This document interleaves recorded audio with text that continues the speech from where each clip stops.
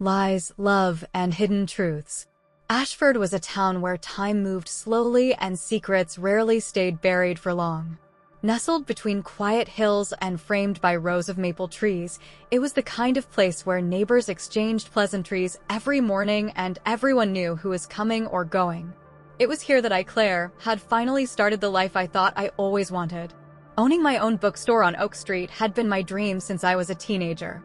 The shelves were lined with stories of love, betrayal, courage, and healing, but I never thought I'd be living one of those stories myself. The day I met him was like any other.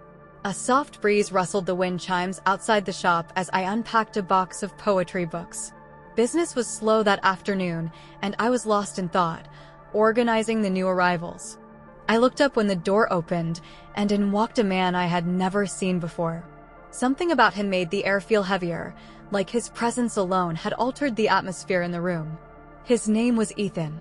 He moved with quiet confidence, scanning the titles on the shelves before finally stopping near the biographies. He noticed me, smiled, and in that moment, our eyes locked. There was something magnetic about him, an energy I couldn't explain. It wasn't long before we exchanged numbers. I remember wondering if I was imagining the chemistry, but I wasn't. It was real. The connection grew quickly. Within days, we were texting constantly.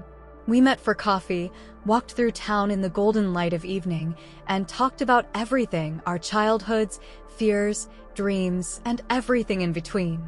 He was attentive, curious about my life, and always eager to see me. It felt like he had arrived in my world just when I needed someone. When I asked if he was married or seeing anyone, he didn't hesitate to say no. I believed him. There wasn't a flicker of hesitation in his eyes. He seemed sincere, and I had no reason to doubt him. 3 weeks passed, and I was already in too deep. I didn't plan it, but I had fallen in love with him. He said he felt the same. He told me he hadn't connected with anyone like this in years. It felt magical, too good to be true. We were inseparable. Every day, he made time for me.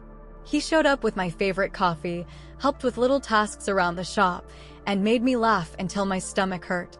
There was a rhythm to our days that felt natural and grounding, like we were building something real. But reality has a cruel way of revealing itself when you least expect it. It happened on a Wednesday. The kind of day that seemed normal until everything came crashing down. Ethan was distracted that afternoon. Something in his posture was off. I noticed, but I didn't press. Later that evening, everything unraveled. He told me something that would shatter every moment we had shared. He was married. Not only married, but his wife was pregnant. She was living abroad, in another country, and expecting their first child. The words felt like a sharp slap. My vision blurred, and for a moment, it felt like the floor beneath me was gone. The man I had trusted, loved, and envisioned a future with had been hiding an entire life from me. He hadn't just lied, he had built an entire fantasy on a foundation of deception. He insisted that they were distant, that they barely talked anymore, that their relationship had been over long before we met. He said he loved me and never meant to hurt me, but his excuses fell flat under the weight of the truth. I couldn't believe I had been so blind. I spent that night alone in my apartment, curled up on the couch with my heart in pieces. I didn't sleep. I couldn't. My mind was replaying every moment, every word, trying to spot the signs I had missed. And the more I thought about his wife, the woman carrying his child, the more the guilt and fury consumed me.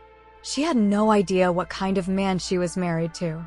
She had no idea he was spending his days in a small-town bookstore, building a second life with another woman. That's when I made the decision. I had access to a photo we had taken earlier that week.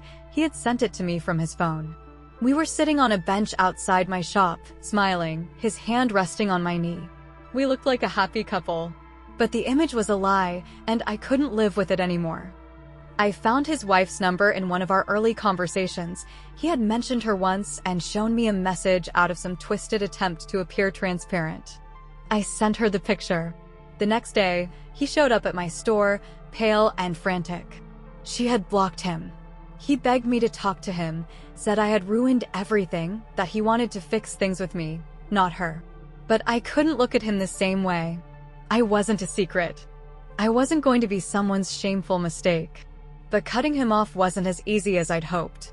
We lived in the same neighborhood. He started appearing more often outside my store, on the sidewalk during my morning runs, even at the grocery store. He said he still loved me, that he had never felt what he felt for me with anyone else. I told him to stay away, but my heart didn't listen. Deep down, I still loved him. And that was the cruelest part of all.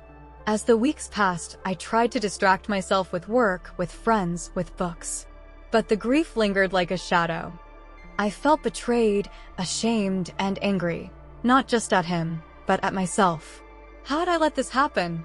Why hadn't I seen the red flags? Then, something happened that shook me even more. A woman came into my shop one morning. She was quiet, polite, and carried herself with elegance.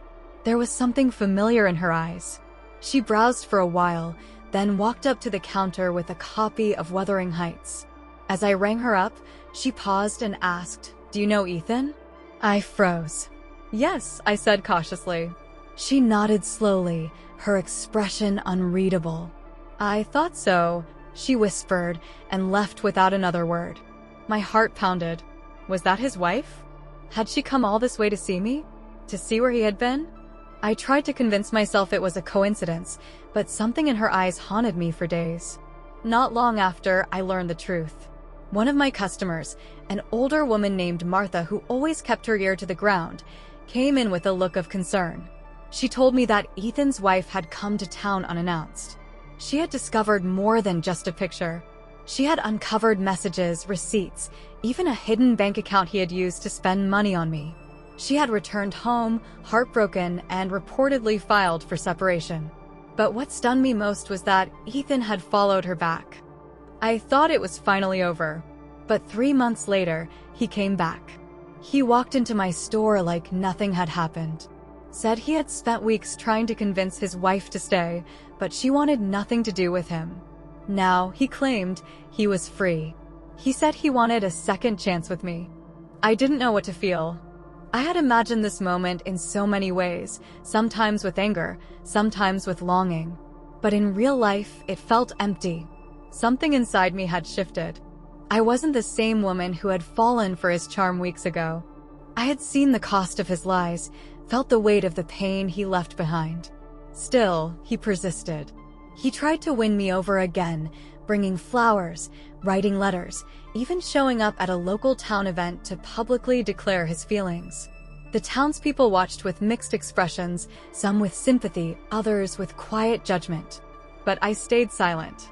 And then came the final twist.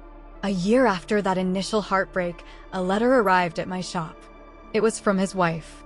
She thanked me for telling her the truth. She said it had been the most painful year of her life, but also the most liberating. She had started a new life, raised their child on her own, and found peace in the chaos. She said she didn't blame me, that Ethan had always lived a double life, even before me. Her words lifted something heavy from my chest.